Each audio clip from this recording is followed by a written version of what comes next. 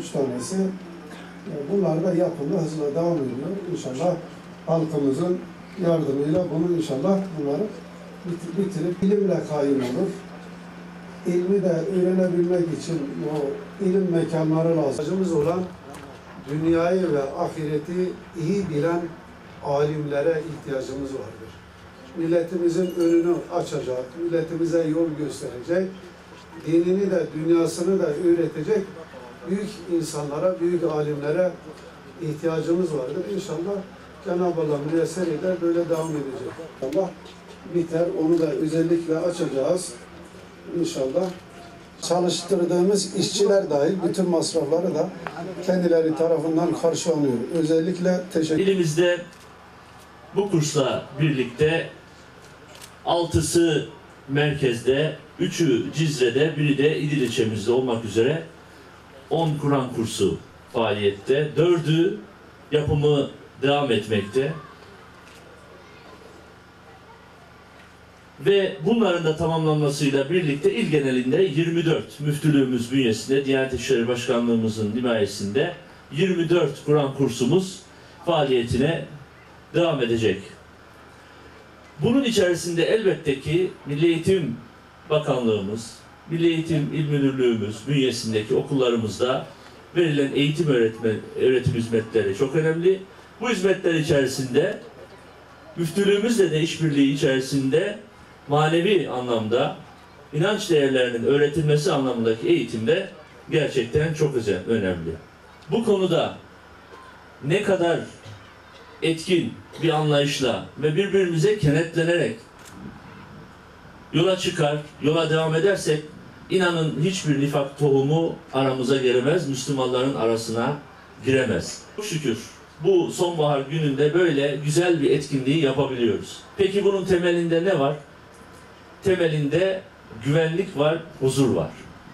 Güvenliğiniz, huzurunuz yoksa ibadet dahi yapamıyorsunuz. Ve bunu maalesef yapamayan ülkeler var değil mi dünyada? Öncelikle bunun kıymetini bilerek ve bu huzur ve güvenlik ortamının hiçbir şekilde hiçbir şer odağı tarafından bozulmaması için gayret göstererek bugüne kadar olduğu gibi bu mesafeleri bundan sonra da beraber kat etmek durumundayız, kat edeceğiz. Eğer bu huzur iklimi ilimizde ve bölgemizde sağlandıysa elbette ki devletimizin başta Sayın Cumhurbaşkanımız olmak üzere bütün sorumlu birimlerinin, güvenlik birimlerinin gayreti, çabası ama işte sizler gibi sağ olun, samimi, inanan ve buna göre hareket eden kardeşlerimizin, hemşerilerimizin katkısıyla oldu. Bu yoldan artık geriye dönüş olmayacaktır, olmamalı.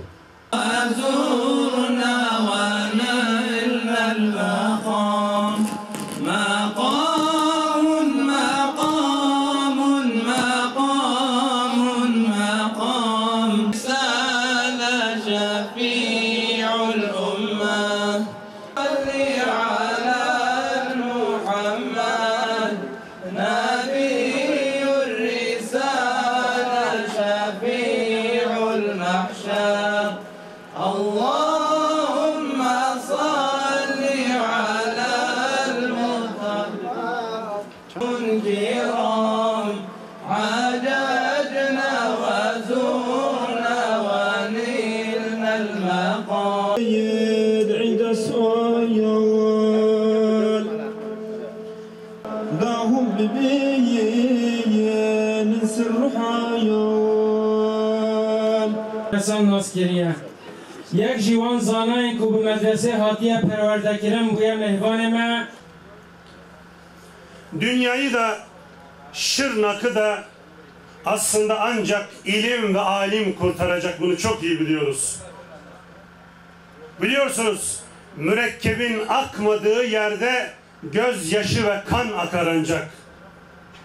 Eğer bir yerde mürekkep akmıyorsa, bir yerde mürekkebin yazdıkları gündem olmuyorsa bilin ki orada cehalet hakimdir. Bilin ki orada gözyaşı ve kan hakimdir. Onun için biz özellikle ilmi hakim etmenin, alimleri hakim kılmanın çabasını göstermek zorundayız. Geleceğimizi, neslimizi, gençlerimizi maalesef bugün bizden çalıyorlar. Kimisini sekülerleşen dünyanın kapitalist sahillerine gömerek bizden çalıyorlar. Kimisini Marksist, Leninist örgütlerin pençesinde çukurlara ve dağlara gömerek bizden çalıyorlar. Fatihasız ölenlerin sonu hep aynı. Hangi fraksiyondan olduğu hiç önemli değil. Antalya'da mı ölmüş, sahilde bir barda mı ölmüş, yoksa Şırnak'ın Gabar Dağı'nda mı ölmüş, hiç farkı yok. İkisi de fatihasız, ikisi de Allah'tan habersiz, ikisi de ilimsiz, ikisi de cehaletin çukurunda ölüyorsa, ikisi de bizim ilgilenmemiz, bizim dertlenmemiz gereken gençlerimizdir.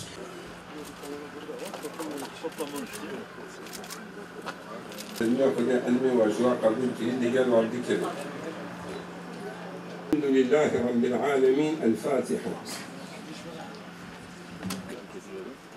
Ne kadar süre?